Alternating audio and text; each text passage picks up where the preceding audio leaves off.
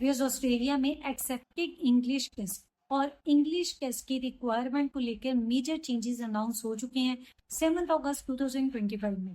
पहले सिर्फ और सिर्फ 5 टेस्ट एक्सेप्टेबल थे, अभी इसमें 3 और एड ऑन हो गए।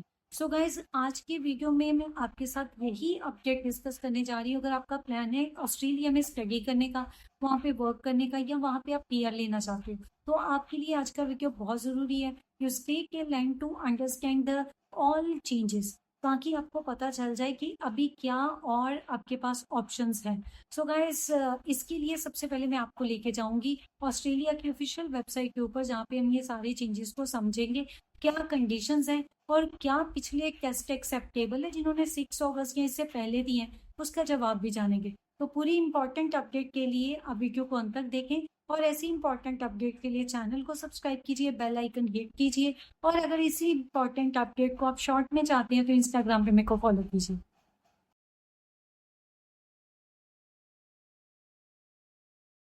आ चुके हम ऑस्ट्रेलिया की ऑफिशियल वेबसाइट के ऊपर, जो है imi.homeaffairs.gov.au, जहां पे आज हम इंग्लिश लैंग्वेज की वीजा रिक्वायरमेंट्स की डिटेल में इंफॉर्मेशन लेंगे कि इसमें क्या चेंजेस आए हैं। So guys, first of all, ये जो ऑलरेडी हाईलाइटेड है यहाँ पे आप देख सकते हैं 7 अगस्त 2025 ऑनवर्ड्स, ऑन या इसके बाद जो इंग्लिश लैंग्वेज टेस्ट अप्रूव किए गए हैं ऑस्ट्रेलियन वीजा के लिए, उसमें चेंज आ गया है।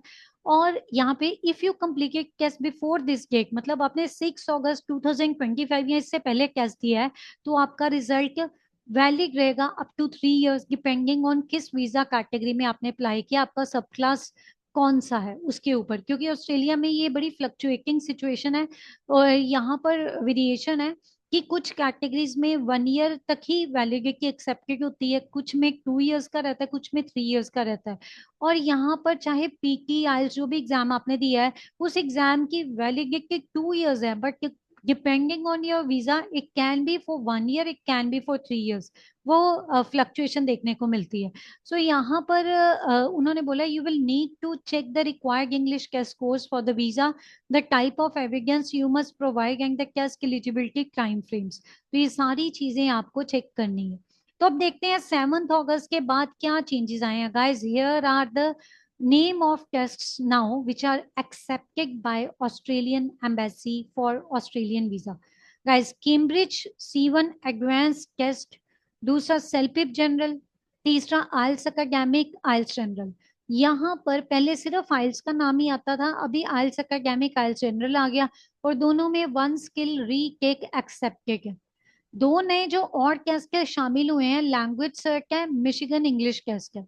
इसके अलावा ऑक्यूपेशनल इंग्लिश टेस्ट, ओई की, पीटी एकेडमिक, टॉयफल आईबीटी, ये तो पहले ही थे। तो गाइस, 6 अगस्त 2025 या इससे पहले अगर आपने कोई टेस्ट दिया है, तो ये 5 टेस्ट ही तब एक्सेप्टेड थे, तो अभी 3 और एड ऑन हो गए हैं। सो गाइज, यहाँ पर बड़ी इंपॉर्टेंट अपडेट है जो आपके लिए जानना बहुत जरूरी है, कि you can use a test taken on और before 6 August 2025 as evidence of English proficiency for visa purposes until 6 August 2028 inclusive. This will depend on the visa.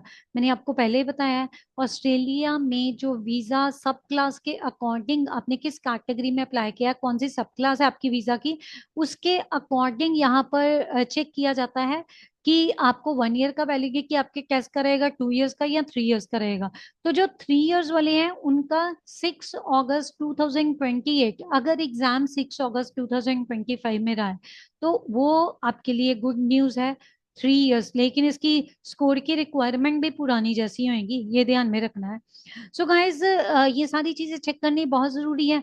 अब आपको कितना स्कोर चाहिए, आपका क्या रिक्वायरमेंट है, यहाँ पर क्लियर कट दिया हुआ है। English proficiency level requirements for your visa 5 categories में है, फंक्शनल, वोकेशनल, जिसमें 4.5 5 की जरूरत है, competent, proficient, superior English.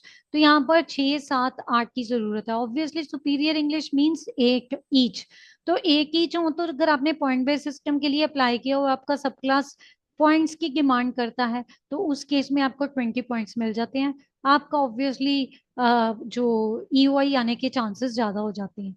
So guys, अब जो रिस्ट्रिक्शन लगाई है यहाँ पे, ऑनलाइन टेस्ट रिस्ट्रिक्शन, सो यहाँ पर जो भी कैस्ट एक्सेप्ट किया ना, वो अपने कैस्ट के सेंटर में जाके कैस्ट दिया हो, ये नहीं कि होम या घर में बैठ के कहीं भी बैठ के कैस्ट दिया हो। क्योंकि जितने भी कैस्ट है ना, सबका ऑनलाइन वर्जन है, सारे के सारे होम एडिशन वाले होते हैं। लेकिन ये जो ऑस्ट्रेलियन एम्बेसी है ना, ये होम एडिशन वाले एक्सेप्ट नहीं करती, ऑनलाइन वाले एक्सेप्ट नहीं करती। आपने कैश सेंटर में जाके कैश देना है, सिर्फ उसी को एक्सेप्ट किया जाता है। तो ये सारे कैश के नाम भी है। सो गाइस, बताना जरूर आप कौन सा कैश दे रहे हैं। अगर आपको कोई भी मटेरियल चाहिए या आप कोचिंग लेना चाहते हैं, आप हमें कांटेक्ट कर सकते हैं। सो व्यूअर्स, अब तो आपको पता चल गया है कि अभी जो नंबर ऑफ एक्सेप्टेड टेस्ट है वो बढ़ गया है। अब आप मेरे को बताइए आप कौन सा टेस्ट देने जा रहे हैं, आप उसका नाम लिख लीजिए। अगर आप पीकी देने जा रही हैं या आइल्स देने जा रही हैं, मिशिगन इंग्लिश टेस्ट है, लैंग्वेज सर्च टेस्ट, एलपी पे कौन सा टेस्ट आप अपेयर करने जा रही हैं, मैं आपको उसका स्कोर कार्ड भेजूंगी कि आपको कितने स्कोर्स की जरूरत है। So guys, this is all about today's video, hopefully it is helpful to you. So my next video is going to be on another important update. Till then, bye bye.